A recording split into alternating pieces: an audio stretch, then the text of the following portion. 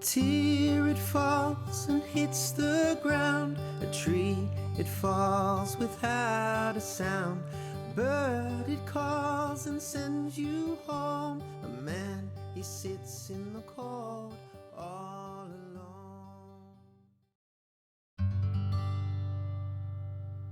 Welcome to the Joy of Sunflowers. Thank you so much for joining us. Please introduce yourself and tell us about your story. Thank you so much for having me. My name is Jessalyn. I live in Canada. I'm just outside of Toronto. I have a 3-year-old daughter at home with me.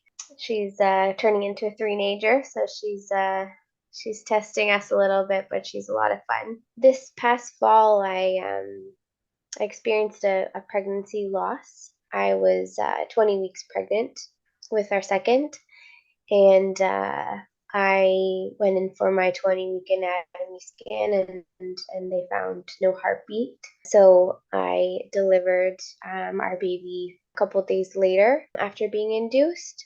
We didn't know the gender of our baby. We weren't going to find out because it was our second. So we were waiting until birth to find that out. After our baby was born in the hospital, they told us that it was a boy. So we went home. So after saying goodbye to him, started like the grieving process, and then about a week later we actually found out that our baby was not a boy, it was a girl. And that was a mistake, that the nurses told us the wrong gender. Oh wow. So yeah, it was very, very, very hard to process. I feel like we basically kind of had to start all over again, but with no baby to say a new goodbye to. So I think that's been one of the hardest parts of our journey, is just trying to figure out how to grieve. Basically, feel like we've been grieving like two different babies, basically. And it's tough because, they send you home with a box of stuff when you leave the hospital, photos, and, it's when I look at that stuff, the only stuff that I have, it's hard for me to picture a baby girl when, I spent a week with those items, like looking at them as if it was a boy, if that makes any sense. So that's basically, that was a couple months ago. That was our second loss this year. Last fall, we also had a miscarriage, an earlier miscarriage. But, a loss is really just a loss. It doesn't matter when or how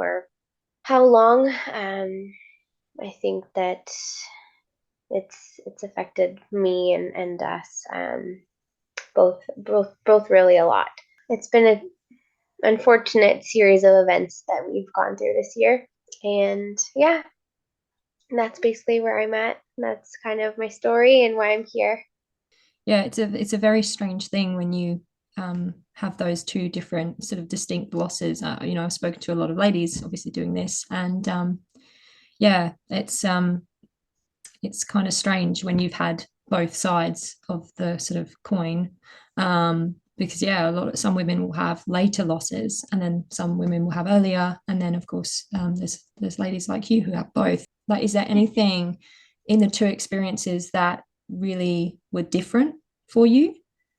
I think that's really the main thing, is like, I wish there was a way to have been able to meet both babies, you know what I mean? The first miscarriage was early, and but it was also a missed miscarriage, so my body didn't like recognize that the baby had, like, the heartbeat had stopped that time as well. So those are like two similarities. But I think, yeah, in terms of differences, like, I just I always think about both babies, and I wonder who they would have been, and how they would have fit into our family. But it's just different when I got to meet, that baby, the most recent baby. It just, I have like an image of them now, and it's hard, but it's also, I'm so glad that I got to hold her and like meet her at the same time. Gosh, and they got the sex of the baby mixed up. That must have been a very interesting time, because you, like you said, you mourning the loss of a son, and there is a distinct difference in, children, Totally. a boy and a girl. I am lucky enough to have two. I have three children, but I have a boy and a girl. And yeah, there is a very distinct difference in the way they behave, in the way they grow, in the way they do things. So yeah, mourning the loss of one and then being told you had the other actually must have been kind of confronting. Was like, how did you sort of move through it? Or, I mean, you said you're still going through it now. So sort of Yeah. what's kind of keeping you, on a sort of even kilter, or kind of helping you kind of move through it as you're going through now? I think initially it was just like a lot of shock. It was just like, how did this happen? And like as if we hadn't already been through enough. Now like we have this added layer on top of it. I feel like I was in a lot of shock for weeks. Like I felt like I was, I was grieving. Like the first week we were home, I was, so like so sad, like so distraught. And then that happened and I almost felt like nothing. Like I was just like, I don't know how to process this. I don't know where to start. And it's just not something that happens ever. So it's not like, there's people to talk to about that specifically, which, talking to others who have also experienced pregnancy loss has helped a ton. But I've yet to meet a soul in the world who have had like that gender mix up. So I think it's been hard to just feel a little bit alone with that. I think what has helped me now is just really talking about her a lot and just talking about her with my daughter. Now my daughter will bring her up a lot, and I feel like finally, it's been almost 3 months. Finally, it's starting to like sink in that she was a girl. Whereas, like, I think it took a long time to get here, but I think just bringing her up, talking all the time about her has helped me a ton, and just being open about it, and just, really picturing our lives like how they would have been with two daughters. As sad as that is, it's just helped me kind of put an identity to her, and I think that's important to keep her like memory alive. Did you give her a name at all? We did, yeah. So initially we named our baby Mateo for a boy's name, and that was one of the things that we really struggled with, is like we've created this identity around Mateo. Like he has a name, like it's all over the memento box that we have. So it's like, do we change that name? We really struggled with it, but in the end, we decided to give her a new name, the name that we were going to have if it was a girl, but keep Mateo in the name. So her name is Camila Mateo. So we've kept Mateo like in the middle name, which worked for us because we didn't feel right really totally removing that name from the baby, just because we associated so much with it. And yeah, it was a tough decision, but I think we made the right call for us. Definitely. I mean, Mateo is part of her identity as much as as Yeah, the name you've given her, because that's what she was for, however long you sort of thought it was a boy. So it makes yes, sense. exactly. Yeah. No, that would be I understand that would be tricky. But yeah, maybe add her name to the box if you still have the Yes, box. So her name's on yes, there, but that's on my Mateo's list still of on things there. to do.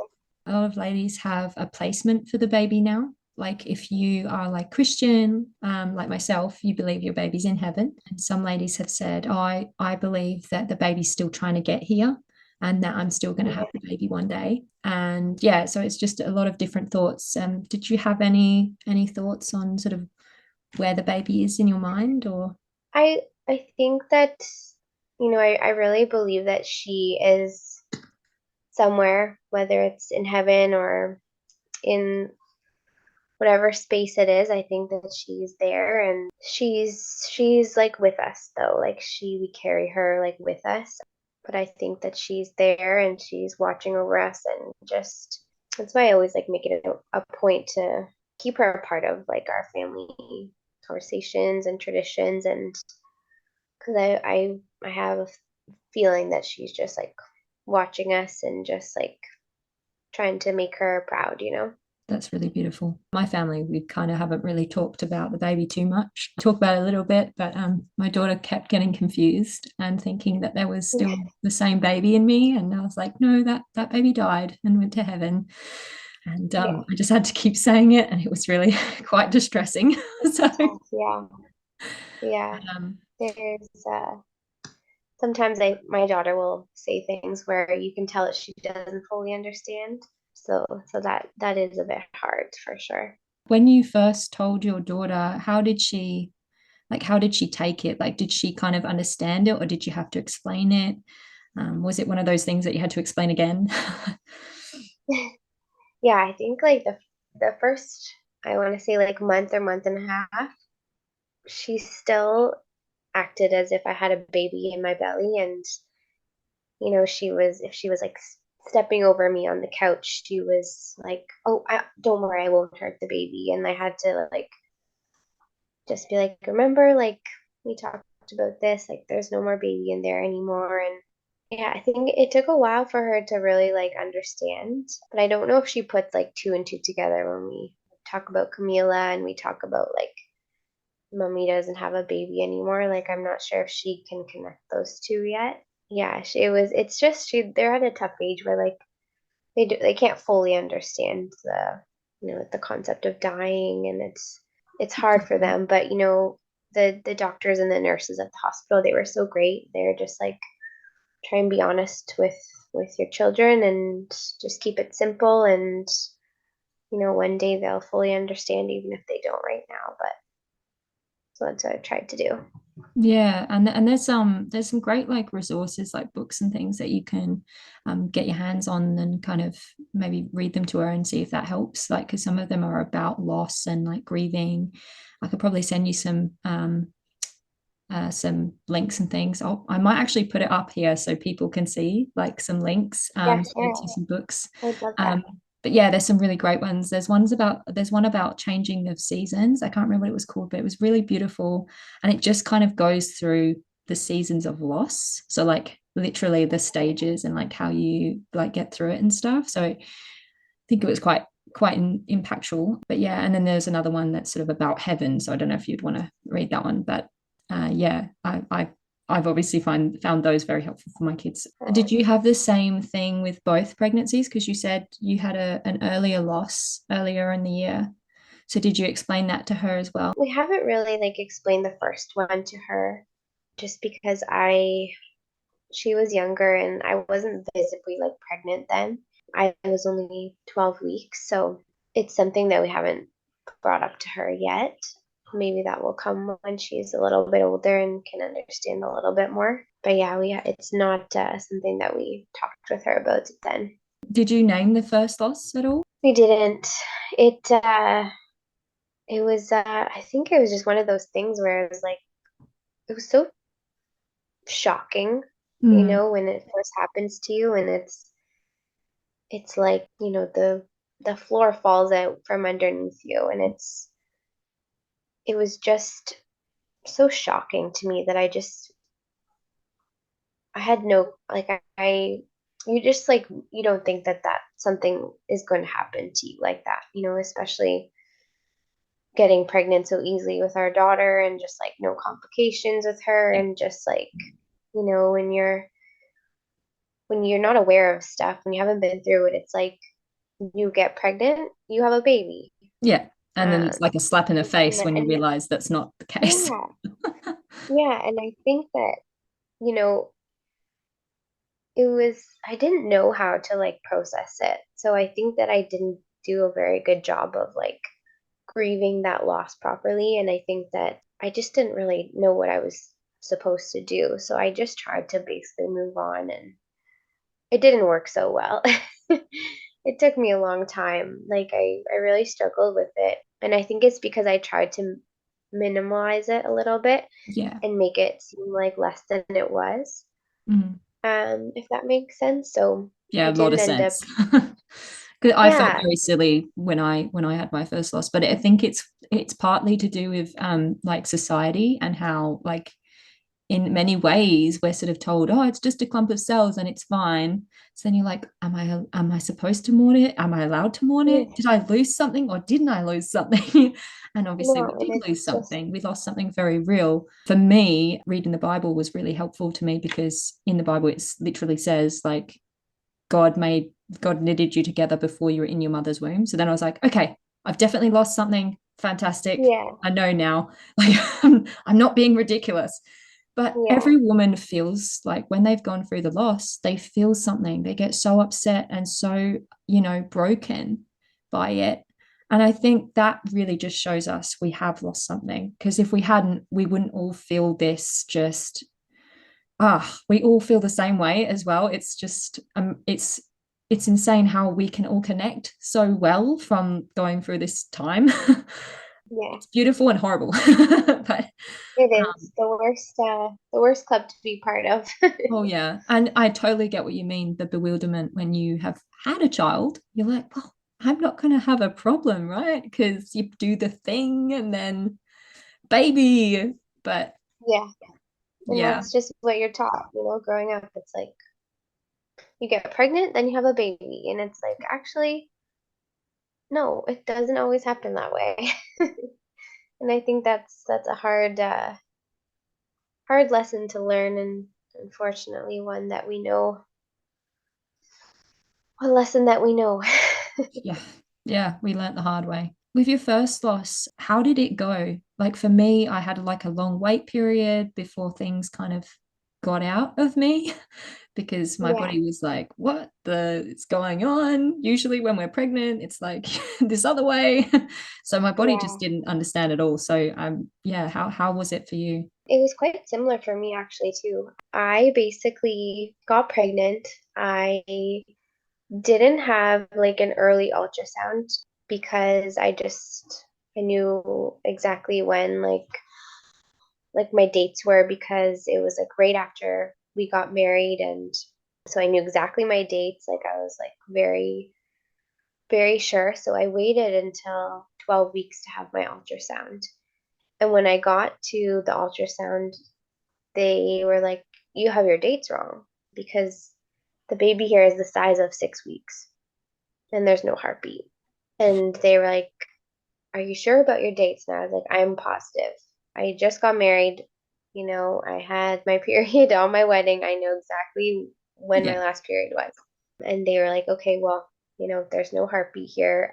You'll have to, if you want to wait a bit and like wait a week and come back and see if there's growth, let's do that. And I knew immediately then like there was not going to be growth because I was sure of my dates. So basically the midwife was like, this is what's called a miscarriage because your body hasn't recognized that the baby like has died. So I went back, for the ultrasound, same thing. They sent me to the hospital basically to go over my options. This was like right kind of before we were going on a trip before Christmas to visit some family. So I didn't want to do the surgery option. I just wanted to basically take the meds and get it over with as soon as possible. They told me that because my body hadn't recognized it and it had been 6 weeks, that my body probably wasn't going to recognize it, and it could cause an infection soon. So they basically didn't really give me that option. They just said surgery or medication. I went with medication. I took it like that weekend. I wish someone had prepared me for what that entailed because it was, I mean, before this stillbirth experience, that was the most horrifying yeah. experience ever. It was it was terrible. I was like, I'm never doing this again, hopefully. So I did that. I was, awake all night, passing like I don't want Stuff. to get too graphic here, but lots of You can big. if you're comfortable talking about it, because a lot of women just say it's like, liver like, and kind of like really odd Yeah, looking and just clumpy. That's what I've yeah. been It was told. basically like the size. I didn't look because I was too scared, Yeah, fair. but it felt like the size that like it felt like lemons. I felt like I was passing lemons. Like that's how big the stuff was. Oh wow. So I did that. I was like, for sure, it's all done. I didn't take the second round because I was like, there's absolutely no way there's anything left in Yeah. my body. I lost so much blood that I fainted on my bathroom floor, and my husband found me at like 7 in the morning. I had been awake all night. Oh my gosh. He found me on my bathroom floor in the morning. I couldn't stand up. I was like, I had lost so much blood. He was like, we're going to the hospital. And I was like, I need to just lay down right now and just let me rest for like a little bit. And he's like, are you sure? And I was like, yes, we're sure. So I laid down. He called we have like a telehealth line here. We can call and like speak to a nurse. Mm. She told me that if the bleeding had like stopped or like slowed down, then just to rest. But if it picked up, to go to the hospital.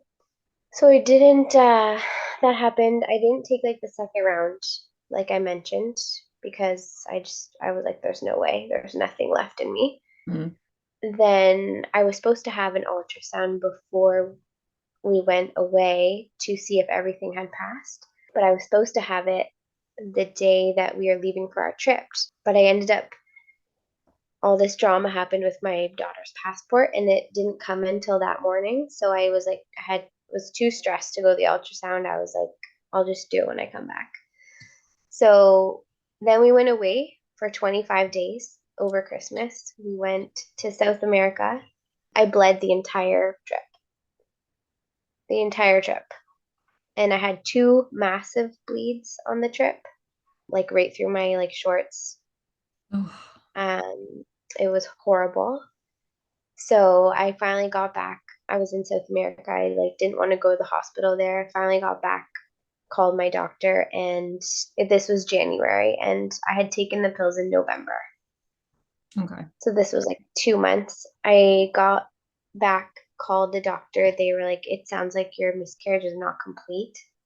Yeah. You shouldn't still be bleeding. So I went for the ultrasound. They had found 4 centimeters of tissue still Oh. and sent me for emergency surgery that moment. Been in too long, hadn't it? The stuff. Yeah. Yeah. Yeah. So then, yeah, they sent me like right away for surgery, got it removed. That was at the beginning of January. And my miscarriage, I found out about it on November 15th. So it was almost 2 months of it being dragged on, which I think like affected me the most because Yeah. I wanted it to be over like instantly, and it just dragged on for way too long. And if I had have known that there was a chance I could have had the surgery also, I would have just done the surgery in the first place and just done it right, you know? But I just feel like I wasn't really informed. Enough about it. Yeah. Yeah, like enough about it. They never, when they gave me my options, they were like, there's risk of scarring with the surgery, and obviously I hear that, and I'm like, I don't want that. So Yeah. let me just do the meds. But like they weren't like, oh, it's gonna be horrifying. Like they No, didn't they really tell don't. me. They don't. And your story is pretty much like the same as all the women I've heard in terms of the pill, where they've taken the pill and it's supposed to empty out. They've said, like I've heard, it's a crime scene. It was so bad. It was like I didn't even know what was happening. I passed out on the toilet. I Well, passed out on the way to the toilet. I was going yeah, through everything I was wearing. But I'm just shocked that you didn't go to the ER. Like, because every I woman know. I've spoken to, she was like, oh, my husband found me. We went to the ER. Like, I can't believe you were like, no, I I just want to lay down. That's amazing. I know. Looking back, I'm like, I don't know why. I think I was just so exhausted. I was like, I just want to lay down and I can't be bothered.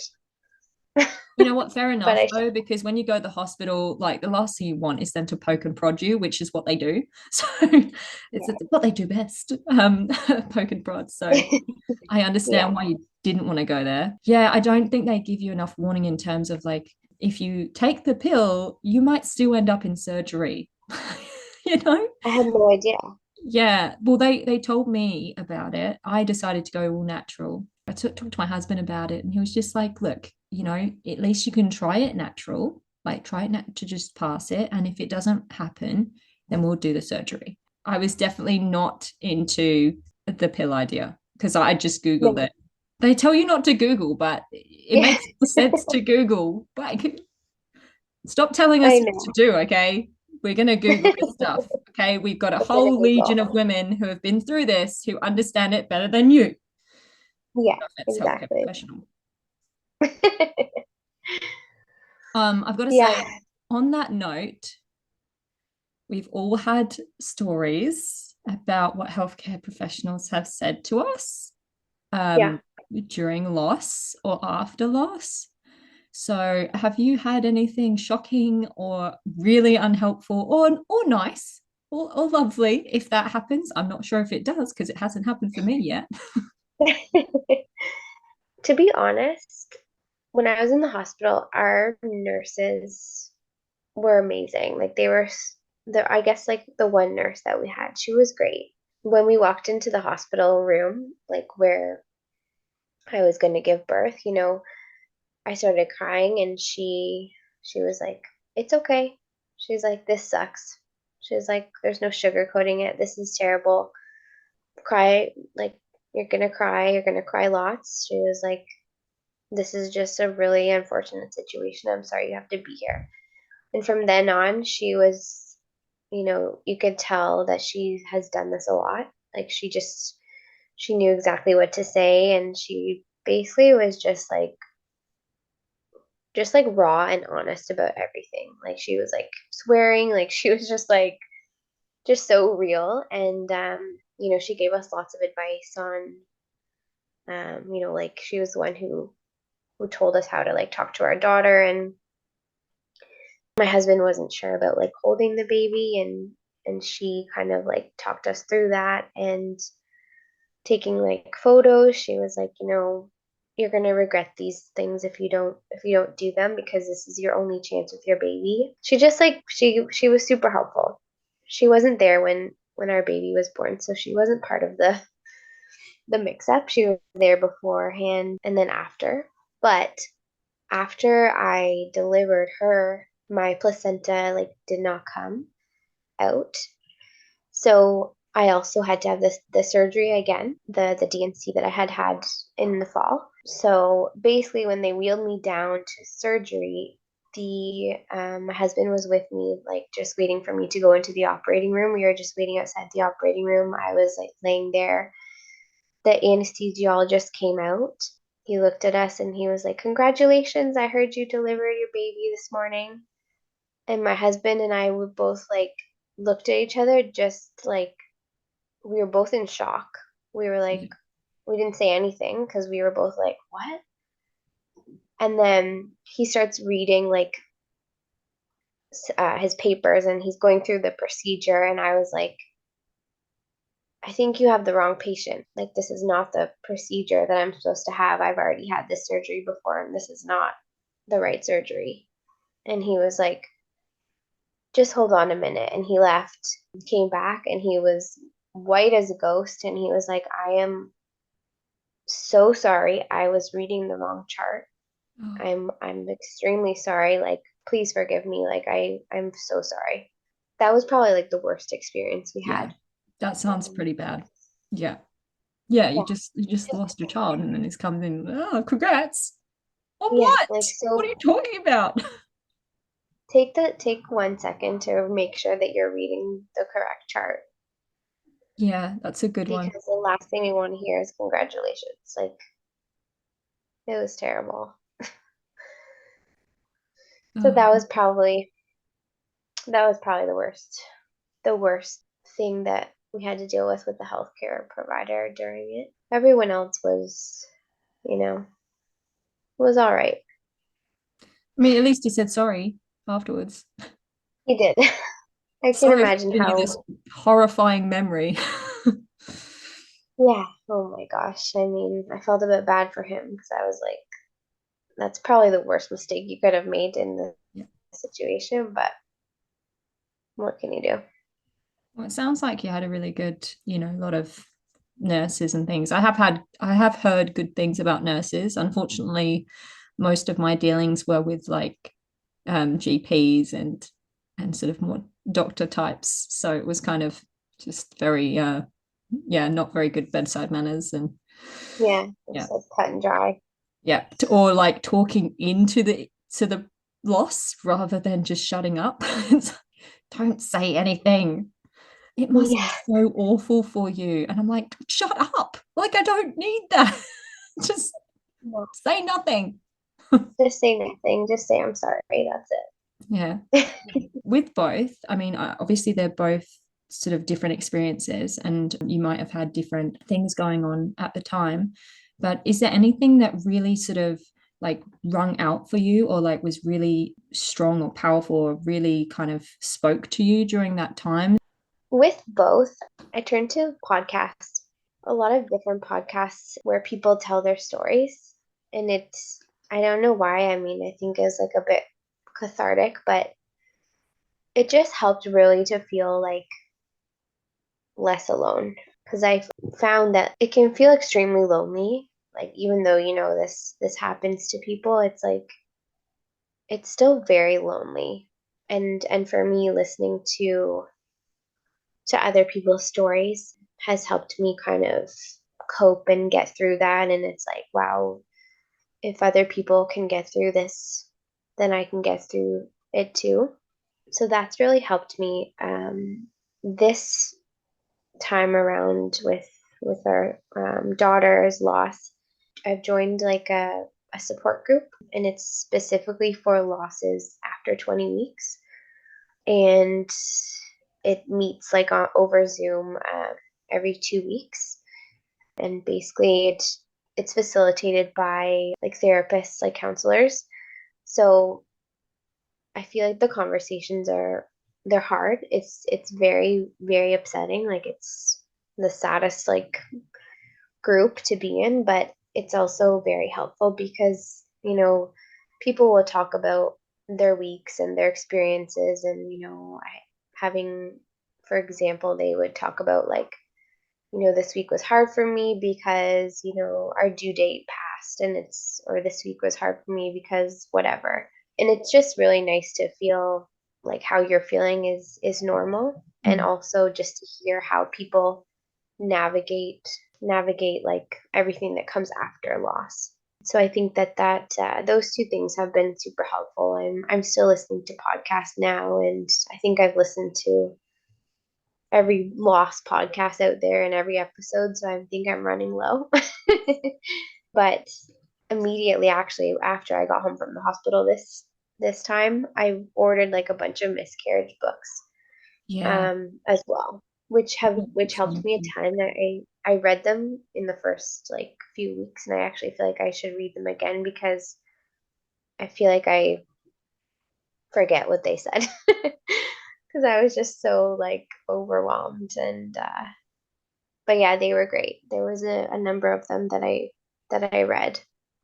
I'd love to link them below if you can send me a list, because then I can kind of Yeah, like, oh, there's these books and yeah.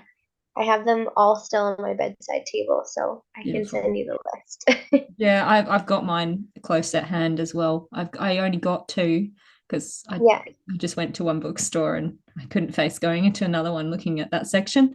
But yeah, but I actually found it really hard to read because as soon as I started reading, I'd start crying. So yeah.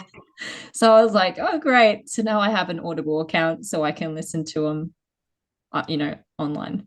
So Oh, perfect. I Yeah. did finish the books, but I had to, yeah, audio is the only way that worked for me because yeah, crying makes it really hard to read. Yes, it does for sure. Have you found it emotional to sort of read the books? Like, have you found that you cry a lot, like while you're trying to read, or have you been able to just kind of do it? Yeah, I think some parts are harder to read than others. some of it is just, some of it is helpful. And I think it really depends on like the mood I'm in.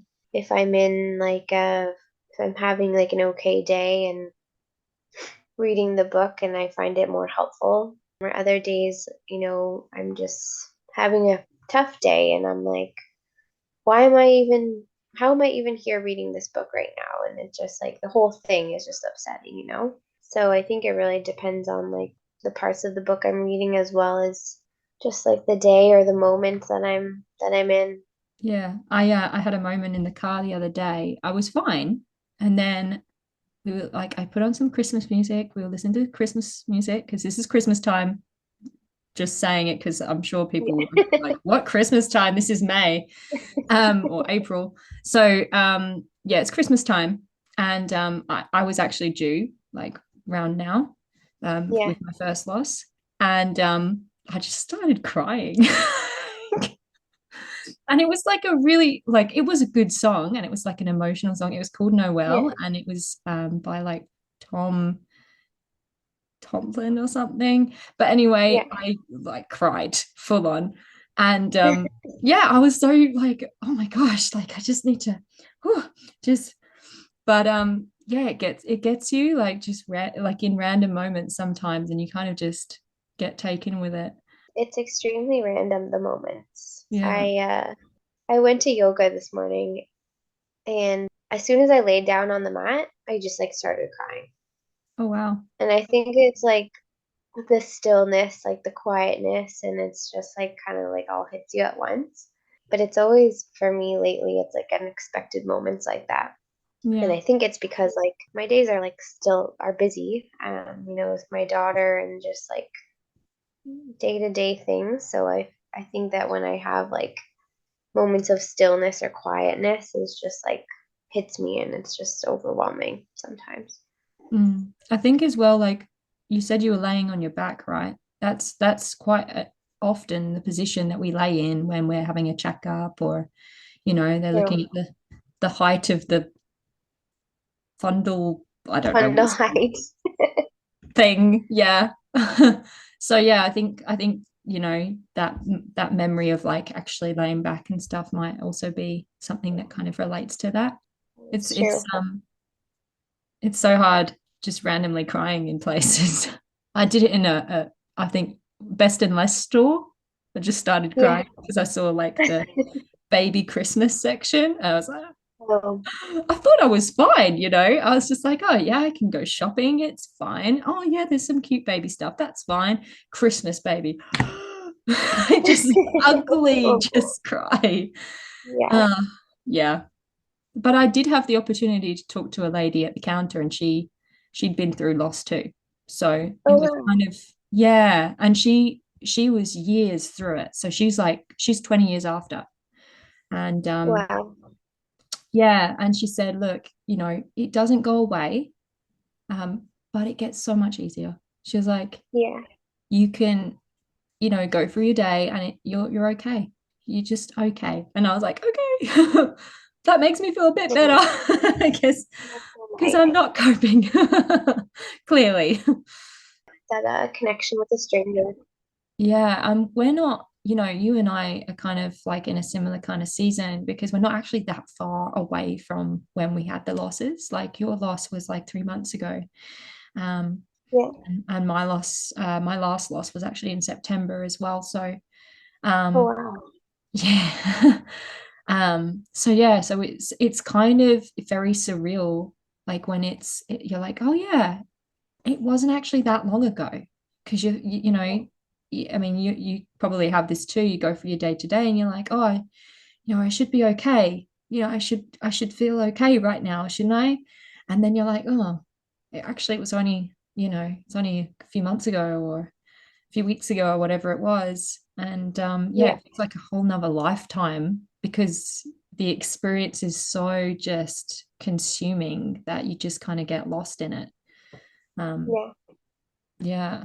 And obviously your Exactly. wait time for the first one would have been pretty full on. I had a 2 month wait as well. And it was just, I was so depressed that whole time. I know. It's just, yeah. Terrible. Yeah. It really affects you. Yeah. I don't know if you've had this, but I've had it.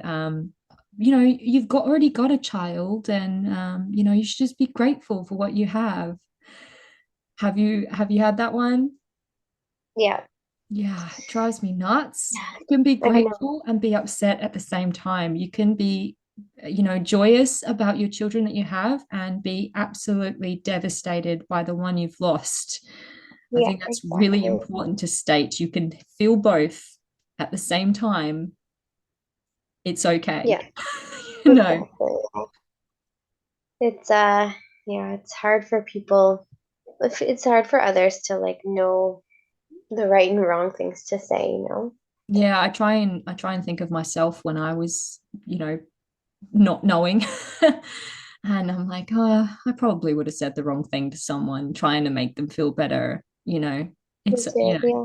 yeah. And I think it is good for us to remember, they love you. They're just trying to say Help. something to try and make you feel better. And they don't know what to say, and they're Yeah. gonna they're gonna mess up big time. Yeah, exactly. The Yeah. truth is there's nothing to say. Yeah, actually, you're so right. Like someone said, I just wanted someone to sit with me. Yeah. Like I didn't want talking. I just wanted a person, a body, but nothing else. And I was like, okay, fair enough. Um, how have you gone with your support? Like, have you had a really good like support network? My husband's been great.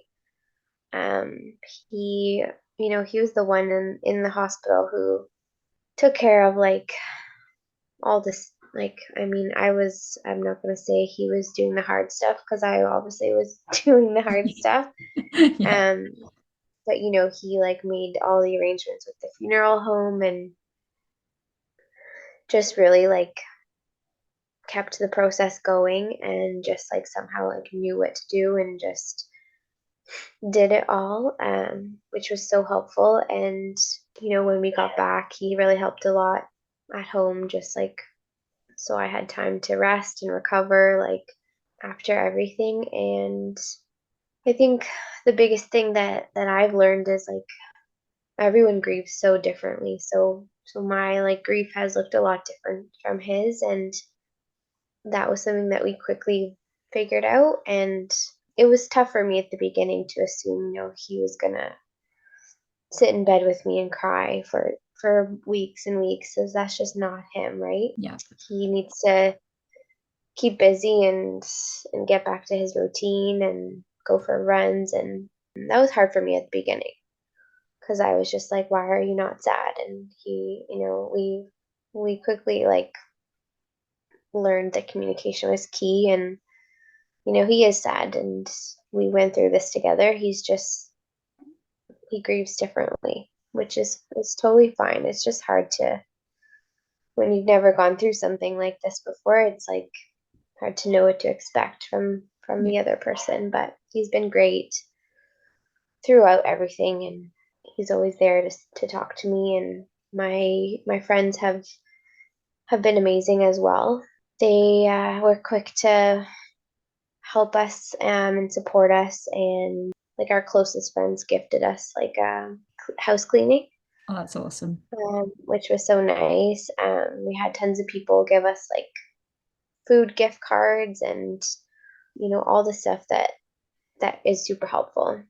Yeah, all the things that It's you literally don't want to do at all. yeah, so there was for the majority, like we have really, really good support. Our families have been supportive, and there's the odd friend who kind of doesn't know how to support you and stopped kind of reaching out like very quickly, which is unfortunate, but I mean, it's bound to happen. It's tough to know how to act in this situation or what to say or what to do and how to help.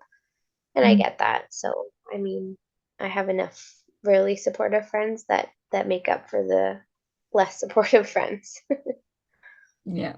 Yeah, no, it's interesting.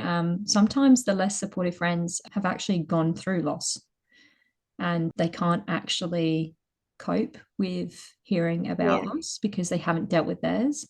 I actually had a friend of mine contact me and just say, look, you've been posting a lot lately about loss, and I don't think I can, stay sort of following you and like, being in that, because I had a loss, and I've moved past it. I'm not thinking about it, and I just don't sort of want it, in my life, kind of thing. And I was just like, okay, I can respect that. I'm not going to stop posting. This is what I'm going through right now. So yeah, but thank you for being honest with me and talking with me and actually saying it. So I think sometimes that can be, it's not nice, but at the same time, it's kind of nicer if they actually tell you why, that they can't handle it. But yeah, I have had like people just kind of like not contact me at all. But for the most part, it's been pretty okay. But yeah, it sounds like you have really good like communication with your husband and stuff. Like it is very hard when they don't react in the same way as you. I totally get that. I think a lot of women want the same thing. They're like, oh, we're gonna just cry, and we're gonna have boxes of tissues, we're just gonna sit there, and we're just gonna like watch a movie or something. And yeah, they that's not how men work most of the time. I have heard some men doing that, and that's amazing. But yeah, most of the time, no. Yeah. But but hey, there's my husband didn't actually feel emotionally the loss. For him, it was kind of, he never he doesn't see the babies as a real possibility until they're born, because he's always had it. I think it's like a protective thing. Like he just has it in his mind. It's not going to be here unless it's here, kind of thing. Yeah, I get that. Yeah, I mean, that's really, I said to him, like, you're really lucky, because obviously these last two losses are really horrible, and you're not experiencing it, but I'm really mad at you because you're not. It's taken time to kind of work through that, not be like, so intense with him, because obviously it's not his fault. He actually said that he wants to feel it. He said, I wish I could feel what you're feeling and like be with you. And he's like, but I just don't. And I'm sorry, I don't want to see you suffer. And I think that's a lot of the time with our husbands and our partners. That's how they feel. Like they're like, I really want to be there in the way you want me there, but I can't do it. Like I'm this person, and I can't sit and cry. I'm sorry. Yeah, it's tough for them. It's just a lot of like you said, a lot of men just can't do that, No. which I get. Yeah. I've got to say, if I could just do things and then be like okay-ish, like I'd be pretty happy with that. I'd be pretty glad. But for us, it's like, okay, I'm okay. I'm okay. I'm okay. It's like, That's exactly it. Yeah. it's like a marathon, It is.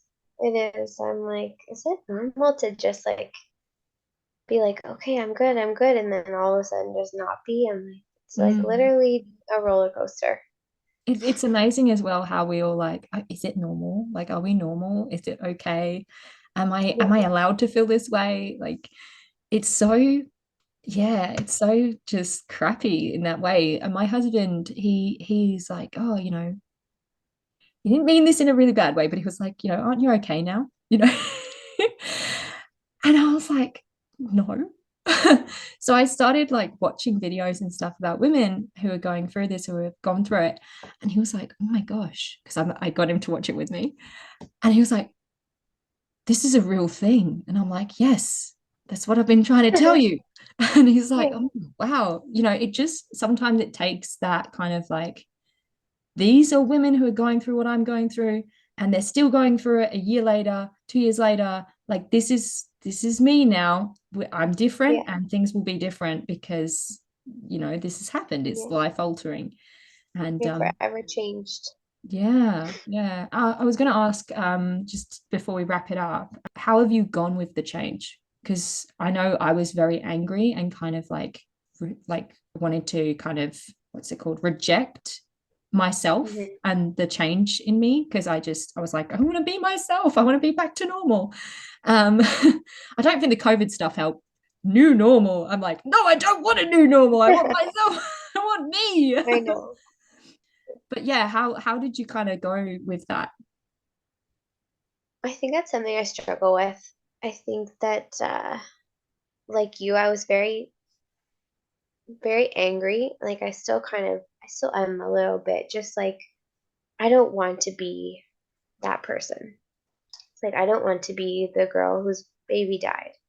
Yeah. It's like, I just want to be like the girl I was before I knew about all this loss and just like, I don't know, I find myself looking back, like, and I'm like, looking back at photos and I'm like, wow, I was so happy, like, and just so like carefree. Like, I just had no worries in the world. And now I just feel like consumed with like worries, like future pregnancies, like just like I know way too many things that can go wrong. And I just feel like, something happens to you like that, something traumatic happens, and it's like one of those things where you're like, that's not going to happen to me, and then it does happen to you, and then I feel like my brain is now like, well, if that happened to me, anything else could happen to Yeah. me. So I just like, now I'm just convinced every worst the possible thing in the world is going to happen to me.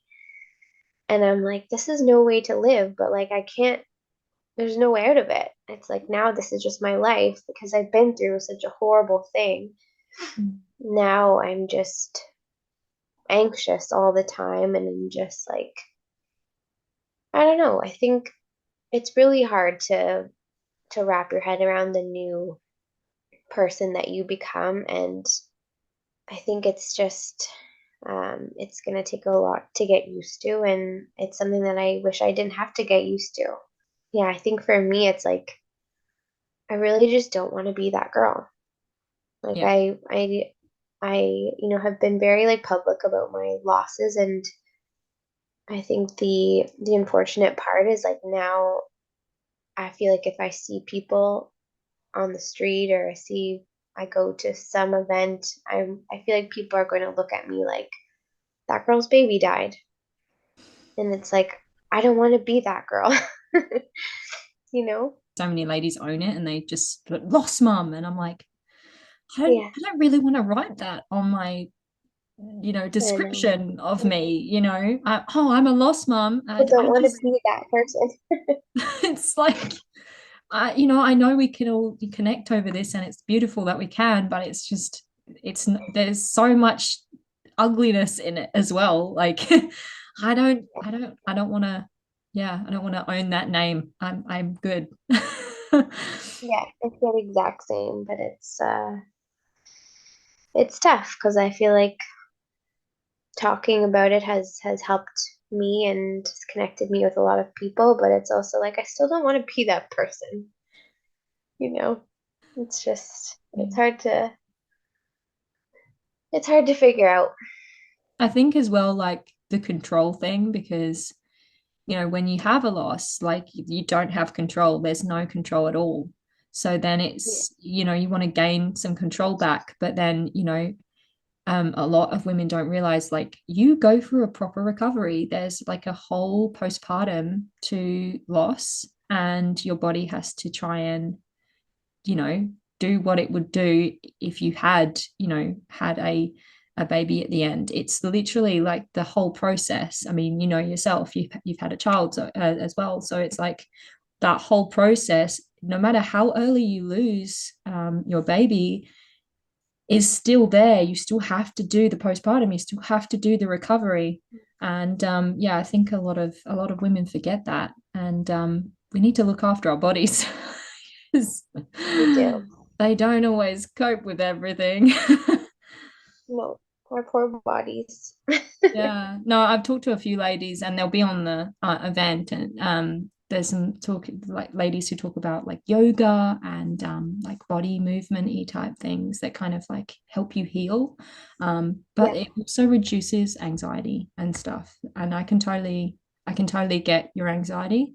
I'm pregnant at the moment, and I'm constantly looking at the tissue every time, and I'm like, this is ridiculous. I said to my mom, I think I've got like PTSD. And she's like, no, she's like, it's normal. Like you've gone through a loss, you're pregnant again, you're literally living in that, like in that loss space because you're in it again.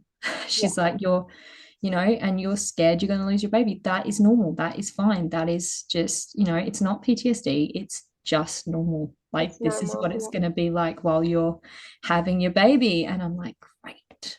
Like, because, yeah, part of me, I'm like, 2 losses were all early. But then I'm like, but heaps of women I've talked to have lost babies later. So it could happen later. And I don't know. And yeah, so It's I'm sort of more terrified of stillborn now because obviously there is an actual baby now. So, but yeah, it's I read something recently that's like, aside from losing your baby, the hardest thing um is being pregnant after loss. I would like to have another baby, and I anticipate, 40 weeks of anxiety. My last pregnancy, I was anxious for 20 weeks. I just was thinking the worst, and unfortunately the worst happened, which is, it's not common, but it happened. So it's, yeah, but people get through pregnancies, and yeah. Even after loss, we can do hard things. Yeah, yeah, we can do hard women. things. That's right. We can do hard things, and there's some real amazing warrior women out there who have been doing the hard yards for years and years and years and years. And some of them it still hasn't happened, and some of them it has, and it's like a miracle and rainbow baby. But yeah, Yeah, it's definitely a journey. It's definitely worth it being pregnant worth again. it. Yeah, Worrying about it, that's what I keep saying. Yeah. worrying about it is okay. Like it's really like it's kind of you feel like it's another change in you. But you constantly tell yourself that it's worth it because obviously there's a baby and it doesn't matter how long. Like that's what I tell myself because I'm like I actually want to be happy this pregnancy. I'm like I don't care. Yeah, I'm pregnant today. And like exactly. I threw up this morning. I was like, it's okay because this means the baby's okay. Because I Yeah, wouldn't throw up like this unless I was like lots of hormones and I'm feeling really unwell because of the hormones. So that means the it's a baby's good fine. thing.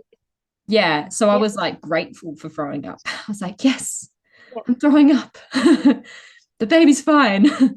So yeah, I yeah. think there's a lot of gratitude. Obviously, there's some days where I'm just like, I just feel so awful. But then, you're still grateful. So it's not, yeah. Yeah. And But if you it's just do, like you said, it's worth it. yeah, when it happens again for you, just like pregnancy, not losses, hopefully, I will be praying for you. I pray for so many women now.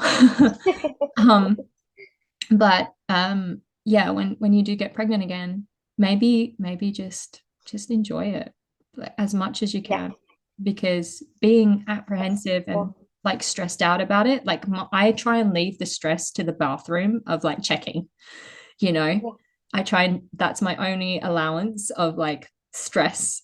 Obviously every now and then there'll be an ache or a pain and then I'm like, oh no, I'm fine, it's okay, it's normal. yeah, My husband's like, you've had aches and pains with every pregnancy. I'm like, okay, so it's normal. He's like, yes, you're fine, the baby's fine. Okay.